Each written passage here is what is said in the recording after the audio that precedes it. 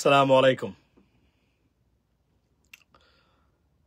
এই লাইভটা information sharing হিসাবে ধরে নিতে পারেন। আর মনের ক্ষোভ এবং কতটা ক্ষুব্ধ সেটা প্রকাশ করার জন্যই মূলত এখানে আসা। না হলে it is very late for a live, I no.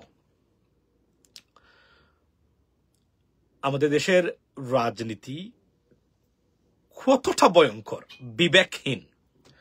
আপনারা দেখেছেন, আমরা কথাবার্তা বলি, আপনারাও শুনেন, আপনারাও বলেন, কতটা বিবেকহীন রাজনীতি, কতটা ডাকাতির রাজনীতি। আপনি যদি দেখতে চান, শুনতে চান, আপনারা জানেন, তারপরও রিমাইন্ডিং ইউ গাইস, মানে রাজনীতি কতটা লুটেরা হতে পারে রাজনীতিবিদদের এবং রাজনীতির নামে।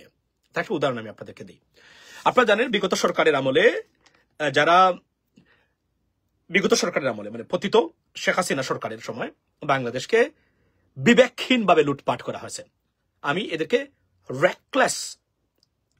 বলছিলাম রেকলেস করাপ্টেড ইন্ডিভিজুয়ালস, অর্থাৎ এক ধরনের ভয়ঙ্কর এবং বিবেকহীন দুর্নীতিবাজেরও বিবেক থাকে। গত সরকারের আমলে আমরা সেটা দেখি নাই। আমাদের রাষ্ট্রটাকে তারা কিভাবে লুটপাট করেছেন তার একটা উদাহরণ আমি আপনাদের সামনে শেয়ার করতে চাই। I am sure that you guys have this information. I mean honestly speaking, by the way বলে রাখি, এখানে যারা ভারতীয় আছেন বা হিন্দু ধর্মের আছেন বাংলাদেশের, আপনাদের প্রতি ডিউ রেসপেক্ট গাইজ। আমি যে ভিডিওগুলো দিচ্ছি ভারত নিয়ে, এগুলো আমি ইনফরমেশন শেয়ার করেছি। আমি কিন্তু ভারতের খান হয়ে যাওয়াটাকে এনজয় করি না, আমরা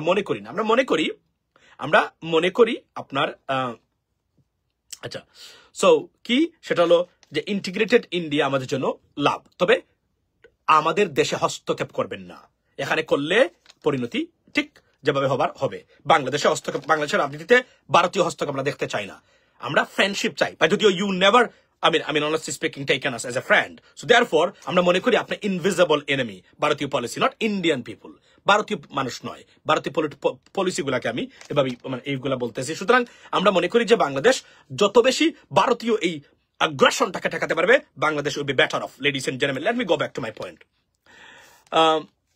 অর্থাৎ কতটা দুর্নীতিগ্রস্ত এবং লুটপাটকারী ছিল বাংলাদেশে গত সরকারে। আমি একটা উদাহরণ দিই, দুঃখ লাগে এই দেশের জন্য। আর আমি বলি যে আমাদের এই কি বলে এটাকে, আমাদের বাংলাদেশের হতভাগ্য, অসহায়, সহজ সরল মানুষ, আমি শুধু আপনাদের উদ্দেশ্যে একটা জিনিসই বলতে পারি, সেটা হলো এলাস, আই এম আনডান। আমি হতাশ, আমি হতবাক। হায় হায়, আমি কি করবো, মানে এগুলোই আমার বলতে পারি আপনাদের সামনে। সেটা কি তথ্যটা হলো যে, আপনারা জানেন যে বাংলাদেশের গত শেখ হাসিনা লুটপাট যে করেছে, তার সবার নাম্বার 1 প্লেয়ার ছিল এসালম। নাম্বার 1, আরো আছেন নাকি, নাম্বার 1 হচ্ছে এসালম গ্রুপের এসালম। এ লোক গত সরকারের আমলে $20 বিলিয়ন, বাংলাদেশি টাকায় 2,40,000 কোটি টাকার মতো টাকা সে লুটপাট করেছে। এগুলা সরকারি হিসাব, রাইট? একটা হিসাব হলো এই যেহেতু 2,40,000 কোটি টাকা লুটপাট করেছে, যদি একটা বাংলাদেশে একটা 1,000 টাকার নোট বলছে যে ওজন হচ্ছে 1 গ্রাম, এবং এই 1 গ্রাম অর্থাৎ 1 গ্রাম এবং আচ্ছা, আর যে টাকা সে, তাহলে তার মূল 1 গ্রাম যদি একটা 1,000 টাকার নোট হয়, তাহলে যে টাকা সে লুটপাট করেছে বাংলাদেশ থেকে প্রায় 2,40,000 কোটি টাকা, তার ওজন হয় 2,300 অর্থাৎ 96 টন, 2,396 টনস, অর্থাৎ ওজন হয় যে টাকা এসালম লুটপাট করেছে বাংলাদেশ থেকে।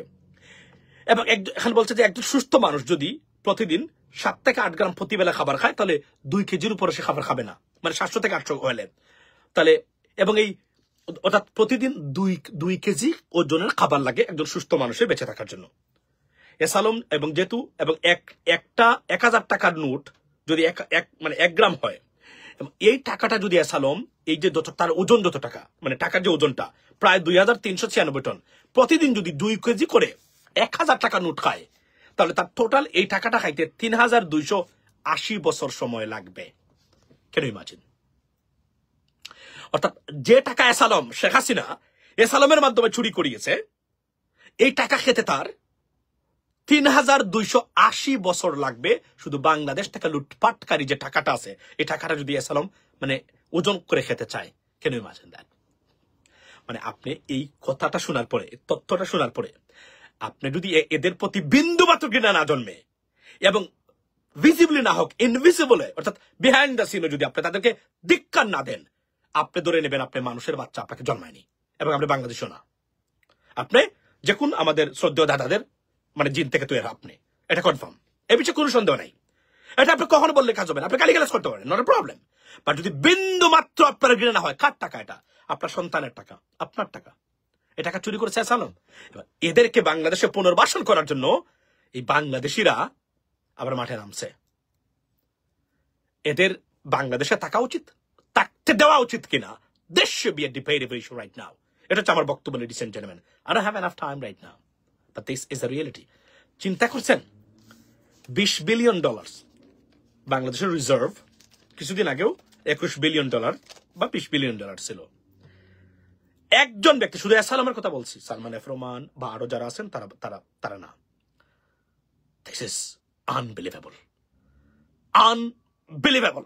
এবং হত্যাকাণ্ড, খুন, গুম, রাহাজানি, প্রতিষ্ঠান ধ্বংস তো বাদই দিলাম, একজন ব্যক্তির খতিয়ান আমি দেখালাম। এই ব্যক্তিকে রক্ষা করার জন্য বিভিন্ন রাজনৈতিক দল এখন উঠে পড়ে লেগেছে। এই রাজনীতিবিদরা আপনার বন্ধু না শত্রু? এরা আপনার রক্ষক না পক্ষক? এটা যদি আপনি সিদ্ধান্ত নিতে ব্যর্থ হন, তাহলে আপনার সন্তানকে এমন একটা পরিস্থিতিতে ফেলে যাবেন, আপনি হয়তো আপনি উঠে গেছেন হয়তো বা কোনো ভাবে, আর জীবনে উঠতে পারবে না তারা। That is the bottom line, ladies and gentlemen. By the way, যাওয়ার আগে শুধু এই তথ্য আমি শেয়ার করে গেলাম আপনাদেরকে, অর্থাৎ দুর্বৃত্তায়িত রাজনীতির উদাহরণ কত প্রকার ও কি জানতে যদি চান, আমি যে তথ্যটা শেয়ার দিলাম এখানে আপনাদের, শেয়ার করলাম আপনাদের সাথে, just have a look at it. That's more than enough for you. এবং এই রাজনীতি পরিবর্তন না করেই আমরা এখন আরো রাজনীতিতে যাচ্ছি, দেশ গড়ব, আর একটা সরকার। I understand we need an election, but এগুলার পুনরাবৃত্তি হবে না, তার গ্যারান্টি আপনি কি আমাকে দিতে পারবেন? নেভার। That's so sad. এর জন্য বলছি, কোনো কিছু করা লাগবে না, প্রতি করে করে একটা করে লাঠি বানিয়ে রাখবেন। লাঠি কিসের জন্য? আপনার বিচার বিভাগে আর আপনার ভোটের অধিকারে যদি হাত দেন, কেউ দেয়, লাঠি দিয়ে তার পাশার ভিতরে মধ্যে আপনি সিস্টেম করে দিবেন যেভাবে দেওয়া যায়। কেন দিবেন জানেন? ওই দুইটা প্রতিষ্ঠান যদি অন্তত পক্ষে ঠিক থাকে, ভোটের অধিকারটা ঠিক থাকে, ভোট দিতে পারেন, কালো শক্তি, পেশি শক্তি, কালো টাকার উপরে উঠে, সন্ত্রাসের উপরে উঠে, আর বিচার বিভাগ ঠিক থাকে, Bangladesh can be fixed today or tomorrow. আর ওই জায়গাতেও যদি তারা ধ্বংস করে, যেভাবে শেখ হাসিনা ধ্বংস করে গেছে, আপনাদের আর কোনো আশা নাই। আমি যেগুলো বলছি এগুলাই সত্য, এগুলাই এখানে ইতিহাস, এগুলাই ফ্যাক্ট, এর বাহিরে কোনো ফ্যাক্ট নেই। থাকলে খুঁজে দেখেন, পাবেন না কোথাও। That's the bottom line. Have a blessed day, ভালো থাকবেন।